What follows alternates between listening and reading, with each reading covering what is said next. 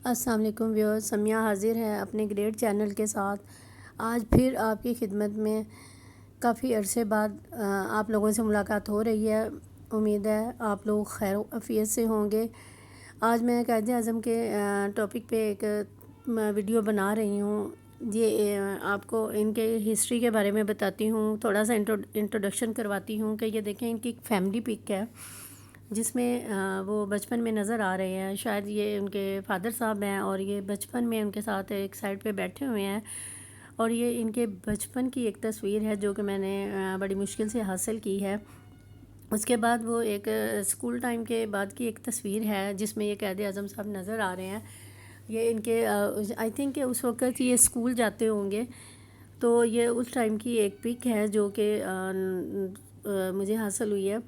اور اس کے بعد میں آپ لوگوں کو ان کی ایک جوانی کی تصویر دکھاتی ہوں۔ یہ دیکھیں ان کی ایک جوانی کی تصویر ہے جب وہ لاء کر رہے تھے اور بیرسٹر بننے کے لیے، اور انہوں نے یہ پک اس ٹائم کی ہے اور ماشاءاللہ بہت خوبصورت نظر آ رہے ہیں۔ اس میں بہت ہی ہیلدی اور صحت مند تھے، لیکن اس کے بعد انہوں نے ایک ایسی پک بنائی جو کہ ود سگنیچر اپنے فادر صاحب کو بھیجی۔ وہ یہ شاید ان کا خاندانی رسم و رواج کے مطابق ایک پک تھی، یہ ان کا ٹرینڈ تھا، یہ ان کی فیملی کا، یہ ان کے فیملی ٹرینڈ تھا کہ وہ اس طرح کی پک لی انہوں نے، کیونکہ ان کا جو گھریلو ماحول تھا وہ ایسا ہی ہوگا۔ اور یہ ان کی خاندانی پک ہے جو کہ سگنیچر کے ساتھ انہوں نے فادر کو بھجوائی، اور یہ ان کی فرسٹ وائف کی ایک پک ہے جو یہ ان کی فرسٹ وائف تھیں، شاید ان کی یہ فیملی ممبرز تھیں، اور یہ ان کی ایک پک ہے جو کہ میں آپ کو دکھا رہی ہوں۔ اور ان کی ایک سیکنڈ وائف ہیں جو کہ شاید یہ رتن بائی تھیں، جن کے ساتھ انہوں نے دوسری شادی کی تھی۔ ان کی 2 شادیاں ہوئی تھیں، ایک فیملی میں اور ایک فیملی سے باہر، اور یہ ان کی سیکنڈ وائف ہیں۔ اور یہ ان میں سے ان کی شاید ایک بیٹی بھی تھی، اور یہ ان کی ایک فیملی ممبر ہے، اور ان کے ساتھ ان کی سسٹرز بیٹھی ہوئی ہیں۔ یہ قائد اعظم صاحب ہیں اور یہ ان کی شاید دونوں وائفز بیٹھی ہوئی ہیں، اور ساتھ میں وہ لیڈیز شاید آئی ڈونٹ نو کہ وہ کون ہے، لیکن یہ ان کی فیملی پک ہے جو کہ میں آپ کو دکھانے جا رہی ہوں اس پک میں۔ اور پیچھے بھی کچھ لوگ کھڑے ہیں جو کہ نظر آ رہے ہیں، وہ ان کے فیملی ممبر ہوں گے۔ تو میرا کہنے کا مطلب یہ ہے کہ آج میں وہ تصویریں اور وہ چیزیں آپ لوگوں کے سامنے شیئر کرنے جا رہی ہوں جو کہ آپ لوگ بہت کم لوگ جانتے ہیں، جو کہ جن کو انٹرسٹ ہی نہیں ہے ان چیزوں سے۔ یہ دیکھیں، یہ قائد اعظم کی وائف کے ساتھ ایک پک یہ بھی ہے، یہ بھی ان کی کوئی یادگار پک ہے جو کہ ان کی وائف کے ساتھ بنائی گئی ہے۔ تو لوگوں میں یہ انٹرسٹ ہی نہیں ہے کہ وہ ان چیزوں کو دیکھیں یا کریں، اور یہ ہماری مادر ملت ہیں جو کہ اس ایج تک پہنچ گئی تھیں۔ انہوں نے بھی اپنے بھائی کے ساتھ کام پاکستان کو حاصل کرنے کے لیے انہوں نے بھی ان کے ساتھ انتھک محنت اور کوشش کی ہے، اور یہ بھی اینڈ میں بیمار ہو گئی تھیں، لیکن بیماری کی حالت میں بھی وہ اپنے بھائی کا خیال رکھتی تھیں۔ ان کو اپنے بھائی کے ساتھ بہت لگاؤ تھا اور بہت محبت تھی، ان کے شانہ بہ شانہ یہ کام کرتی رہی ہیں۔ اور ان کی یہ دیکھیں ایک یادگار پک ہے، جب وہ کہیں بھی جاتی تھیں تو اپنے بھائی کے ساتھ جاتی تھیں، اور بھائی اور ہمارے قائد کے ساتھ ہی ہوتی تھیں، وہ جہاں بھی ہوتی تھیں، کوئی تقریر ہو، کوئی کہیں جانا ہو، کوئی کام ہو، کہیں بھی جانا ہو تو وہ یہ آپ کو ساتھ ساتھ نظر آتی ہوں گی۔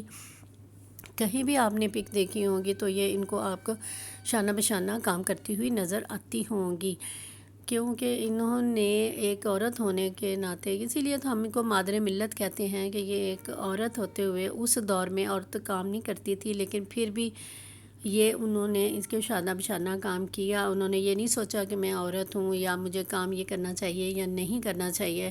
انہوں نے ہمیں یہ چیز سکھائی ہے کہ عورت بھی کام کر سکتی ہے۔ یہ ہمارے قائد ہیں اور یہ ہمارے مادر ملت ہیں۔ اور جب پاکستان بنا تو کچھ یہ حالات تھے، کچھ بھی نہیں تھا، سارا کچھ ہمیں خود کرنا پڑا۔ ہمیں تو یہ بنا بنایا پاکستان مل گیا، ہم بہت خوش ہوتے ہیں، جشن مناتے ہیں، لیکن پوچھنا چاہیے ان لوگوں سے جنہوں نے قربانیاں دیں، جنہوں نے شہادتیں کیں، پھر جا کے ہمیں یہ پاکستان ملا۔ پاکستان ہمیں تھالی میں ڈال کر نہیں دے دیا گیا۔ قائد نے ہمیں دن رات کی محنت کے بعد ہمیں یہ پاکستان دلوایا ہے، ورنہ ہمارا حال بھی وہی ہوتا جو ایک مقبوضہ کشمیر کا ہے۔ مسلمانوں پر وہ ظلم و ستم ہوتے کہ لگ پتے جاتے ہیں، اور کاش کے قائد زندہ ہوتے تو آج ہم مقبوضہ کشمیر کا مسئلہ بھی حل ہو جاتا۔ یہ جب پاکستان بنا تو یہ حالات تھے، اتنی مفلسی اور اتنی غربت تھی کہ لوگوں کے پاس پہننے کے لیے کپڑے تک نہیں تھے۔ لوگ اپنے سب کچھ وہاں ہندوستان میں چھوڑ کے ہجرت کر چکے تھے۔ ان کے پاس رہنے کے لیے کوئی جگہ نہیں تھی، بس جہاں کسی نے جگہ دیکھی وہاں پہ اپنے ڈیرے جما دیے۔ کسی کو کوئی قبضہ مل گیا، کسی کو نہیں ملا، کسی کو گھر ملا، کسی کو نہیں ملا، کسی نے باہر گراؤنڈز میں ہی اپنے پڑاؤ ڈال دیا۔ لیکن یہ ہے کہ بس یہ اس لیے کہ ہاں یہ سکون سے زندگی گزار سکیں۔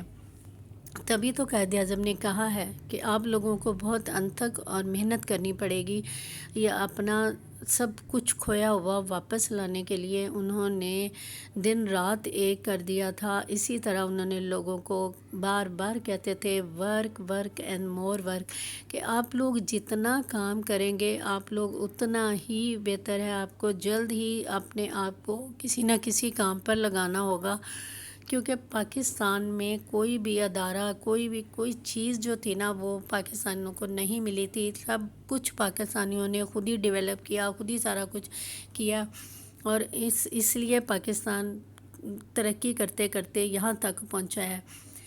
اور یہ دیکھیں جب کس طرح والدین نے اپنے بچوں کو کھویا اور شہادتیں ان کی مقدر بنی، اور بچے بچھڑ گئے ماؤں سے، اور پتہ نہیں بچے کس کے تھے، کس نے سنبھالے، ماں باپ کدھر گئے۔ آزادی اس طرح نہیں ملی، آزادی خون بہائے ہیں ہم لوگوں نے، ہمارے بڑوں نے شہادتیں لیں، تب جا کے ہمیں آزادی ملی ہے۔ یہ دیکھیں جب اعلان ہوا تو رات کے پہر صبح ہونے سے پہلے ہندوستان کو چھوڑ دیا جائے تو لوگ جوک در جوک وہاں سے بھاگے ہیں کہ کہیں ہمیں قتل نہ کر دیا جائے۔ ہم قتل و غارت شروع ہو گئی تھی جب یہ اعلان ہوا کہ پاکستان اور ہندوستان الگ ہونے جا رہے ہیں، پارٹیشن ہونے جا رہی ہے، تو ہندوستان کے لوگوں نے مسلمانوں کو مارنا اور قتل و غارت شروع کر دی تھی۔ تو انہوں نے اپنا آپ بچانے کے لیے اپنا سارا کچھ وہاں پہ قربان کر دیا، اور وہاں پہ بھاگنے کے چکروں میں یہاں سے ہمیں نکلنا چاہیے تو وہ جلدی سے اسٹیشن پر آئے ہیں، کیونکہ اعلان ہوا تھا کہ ایک ہی گاڑی ہے جو کہ نکل رہی ہے، جنہوں نے پاکستان جانا ہے وہ فوراً چلے جائیں۔ تو لوگ اپنے اس طرح دیکھیں اس پک میں آپ کو نظر آ رہا ہوگا کہ ان کے ہاتھوں میں جو چیزیں لگی انہوں نے اٹھائیں اور بھاگنے کی۔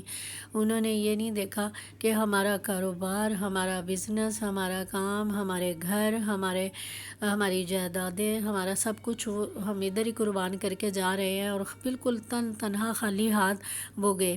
اور یہ دیکھیں ٹرین کا حال، کہ ہر بندہ اس کوشش میں ہے کہ ہمیں کسی طرح جگہ مل جائے، ہم اس میں بیٹھ جائیں، ہم کسی طرح یہاں سے نکل جائیں ورنہ ہمیں مار دیا جائے گا۔